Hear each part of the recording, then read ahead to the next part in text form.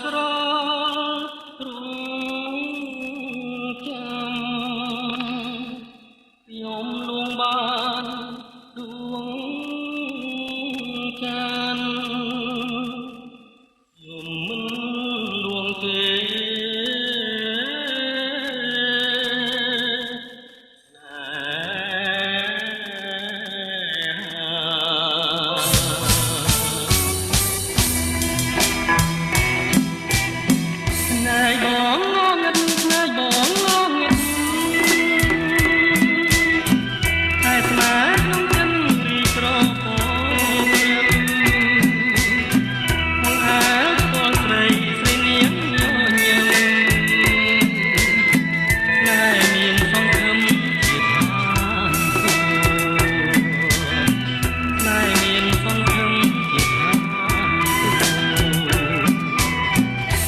ភ្លើងទៀនអើយភ្លើងទៀនអើយ